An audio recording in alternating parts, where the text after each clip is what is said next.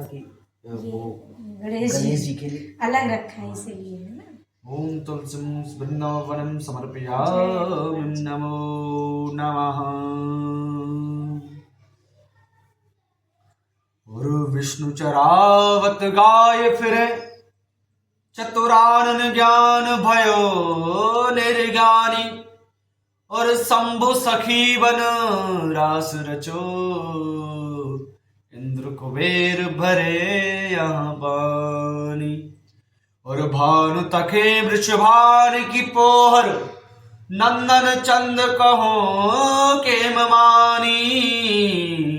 राज करे ब्रज मंडल पे, वृषभान सुतावन के ठकुरानी। वृषभान सुता बन के ठकुरानी। श्री राधा कृष्ण भगवान की जय। एक बार बेटा ये संगत होके लाना है आप दोनों बेटा ये मनाएंगे तब।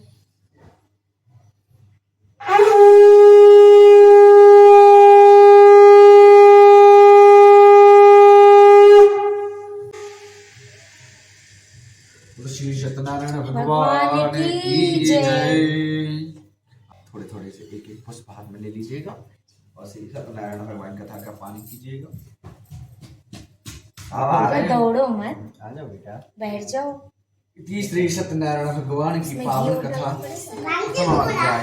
हाँ डाल दीजिएगा, है ना, घी और डाल दो। इसमें से डाल दीजिएगा डाल दो। और ध्यान से सुनिएगा सभी लोग। विचार उत्पन्न हुआ है कि कलयुग में वेद विद्या से रहित जो मनुष्य होंगे, पापी मनुष्य होंगे, उनको मोक्ष की प्राप्ति, भगवत प्राप्ति, भगवान की भक्ति किस प्रकार मिल सकती है, ऐसा मन में विचार कर रहे थे। तभी जैसे ही विचार कर रहे थे, सर्वशास्त्र ज्ञाता श्री सूत जी भगवान का वहां पे आगमन हुआ। और जैसे ही सूत जी भगवान का वहां आगमन हुआ तो सभी उनकी सम्मान के लिए अपने स्थान से खड़े हुए। अपने से ऊंचा स्थान देकर श्री सूत जी भगवान को विराजमान करवाया है और खुद स्थान पर विराजमान हुए और प्रश्न पूछा, हे भगवान आप सर्वशास्त्र ज्ञानी हैं, आपसे कोई भी ऐसा मंत्र वेद अनुष्ठान जप छुपा नहीं है जो मनुष्यों की भलाई एवं संगत और भगवान की भलाई के लिए, हमारी भलाई के लिए नहीं आ सकते। हम अनबड़े में विचार कर रहे हैं कि किस प्रकार मनुष्यों को मोक्ष की प्राप्ति हो सकती है, भगवत प्राप्ति हो सकती है। इसलिए भगवान अगर आपके मन में कोई विचार हो, अनुष्ठान हो, जप हो, तप हो तो वो हमें बताइए।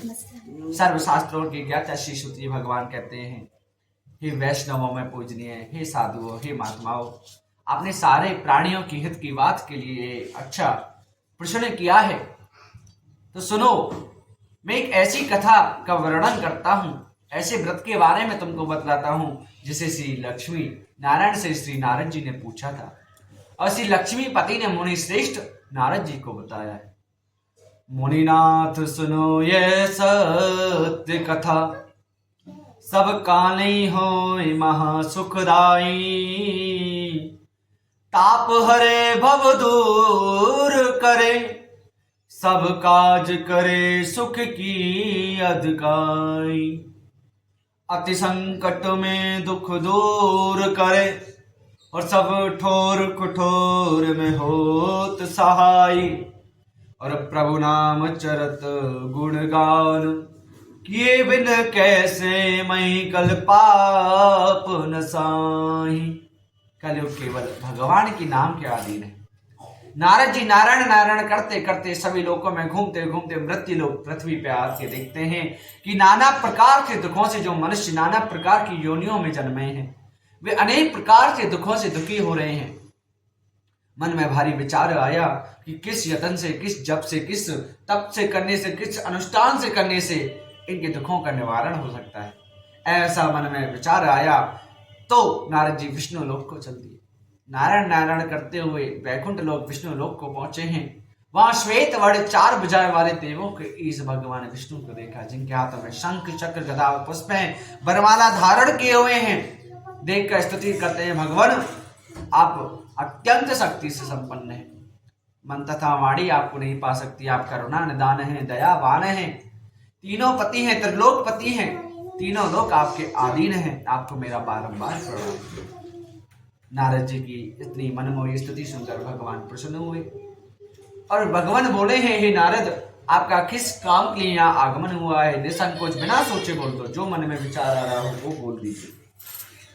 नारद जी बोलते हैं, भगवान, मृत्यु लोक में नाना प्रकार की योनियों में जो जन्मे मनुष्य हैं, वे अपने पूर्व जन्मों के कर्मों के अनुसार नाना प्रकार के दुखों से दुखी हो रहे हैं। हे नाथ, यदि आप मुझ पे दया रखते हो तो बतलाइए, उन मनुष्यों के थोड़े ही प्रतन से, थोड़े ही जप से या तप से कैसे भी उनके दुख दूर कैसे हो सकते हैं? ऐसा मेरे मन में प्रश्न है, उसका निवारण कीजिए। विष्णु भगवान बोलते हैं, मनुष्यों की भलाई के लिए बहुत ही अच्छा प्रश्न है नारद जी। स्वर्गलोक मृत्युलोक दोनों दुर्लभ एक उत्तम व्रत है श्री सत्यनारायण भगवान का, जो शास्त्र विधि शास्त्र अनुसार इस व्रत को जो पूर्ण श्रद्धा भाव से भक्ति से करता है, वह मनुष्य दुखों से छूटकर अंत में भगवत प्राप्ति मोक्ष की प्राप्ति हो जाता है। नारद जी ने जैसे ही भगवान के वचन सुने तो बोले, क्या विधान है भगवान इस व्रत का? क्या फल है? किस दिन हमें इस व्रत को करना चाहिए अथवा कौन से दिन व्रत को करना चाहिए? हमसे पहले क्या किसी ने इस व्रत को किया? सब विस्तार